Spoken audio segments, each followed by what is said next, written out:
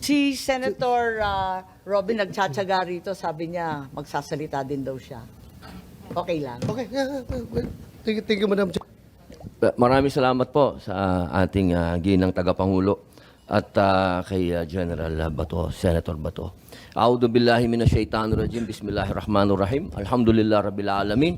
Bismillahi wassalatu wassalamu ala Rasulillahi. Assalamualaikum warahmatullahi wabarakatuh. Magandang hapon po sa inyong lahat. Pasensya na po, ako po kasi may press con. Kailangan po akong makaalis kaagad.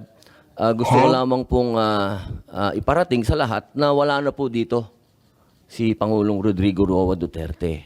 Ito pong mga pinag-uusapan natin, ito po ay pagsuporta lang namin kay Senator Amy. Pero alam niyo po, sa ating mga magigiting na panauhin dito, napaka-ironic lamang po na alam naman po natin lahat, batid natin lahat, na dadalawang pangulo lang po ang lumaban sa komunista. Una, si Ferdinand Marcos Sr. Ano po ang nangyari? Inalis natin sa bansa. Ang sumunod na lumaban po sa komunista ay si Pangulong Rodrigo Roa Duterte. Ang tanong ko lamang po sa PNP, hindi ko po kayo hinuhusgahan.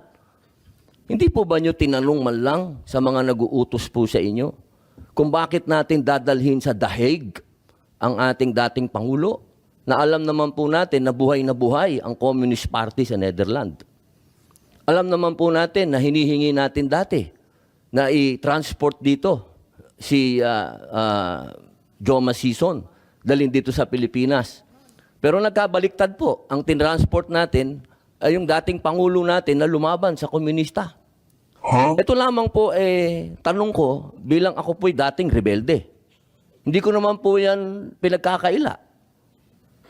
Hindi ko po maintindihan kung bakit tayo po ay nag-submit dito sa mga tiga-Netherlands. Alam naman po natin, kahit po itanong ninyo, ako po ay palagi dyan sa Utrecht. Kasama po si Joma. Hindi ko po yan dinideny. Pero nakakagulat lamang po na dinala natin doon ang dating Pangulo. Yun po ba, hindi po ba alam ng PNP na karamihan po sa mga dumadating na pera sa komunista, sa mga terorista, ay galing po sa abroad? Yan po yung mga tanong na kailangan ko po sanang itanong sa inyo at marinig ang mga sagot ninyo, pero naubos na po ang oras natin sa paikot-ikot. Ako po ay gusto ko pong iparating sa inyo ang kalungkutang napakalalim. Sapagkat sama-sama po tayong lumaban. Gusto po natin ng law and order sa ating bansa. Pero pagdating po sa kaduluduluhan, alam niyo po, General Torre, congratulations, nakadalawang medalya na po kayo. Pero alam niyo po, sir, nalulungkot po ako dahil yung katapangan po ninyo, sir, medyo nakalulungkot po. Bakit?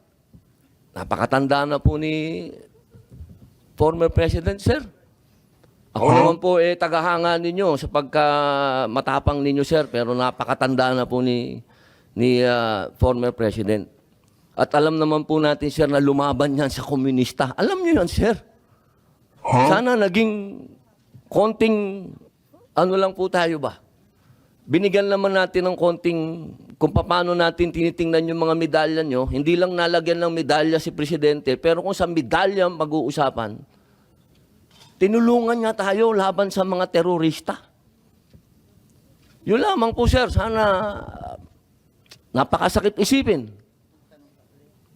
Ito pong bagay na ito, parang pati itong ambassador natin. Ano po ba talaga ang... ito po ba talagang operation para may alis dito ang ating dating Pangulo? Kanino po ba? Kasi kami pinopuwersa kami lahat ng mga supporter ni Digong na i-contempt po kayo. Pero hindi po namin ginagawa. Sapagkat ang order, walang order sa amin na ipa-contempt kayo. I move to cite in contempt, Ambassador Lacanilaw. Kung galing lang to kay PRRD o galing kay BP, napakontempt ka, iko-contempt kita, boss. Baka ako pa magsabi na ako hahatak sa'yo. Pero hindi ko ginagawa, boss. Kasi walang order sa amin na gawin sa inyo yan. Ang natatandaan lang po namin na sinabi ni PRRD na malinaw na ginagawa ng pulis ang order sa kanila. Kaya po namin kayo nirirespeto, sir. Dahil yun ang sinabi ng boss namin. Yun ang sinabi ng chairman ng PDP. Na ginagawa lang ng pulis ang trabaho nila. Pero sana naman, sir, isipin din natin kung anong itinanim ni PRRD sa bansang ito. Nilabanan natin ng komunista. Talaga bang yan ba talaga ang kapalaran ng mga presidenteng lumalaban sa komunista? Isang in-exile, tas isang sinurrender? Ano pa po talaga itong bansa natin? Tayo po ba'y demokratiko talaga? Tayo po ba'y under control ng komunista? Yun lamang po. Maraming salamat po sa inyong lahat. Magandang hapon. Salamat po. Maraming salamat, Senator Robin Hood Padilla.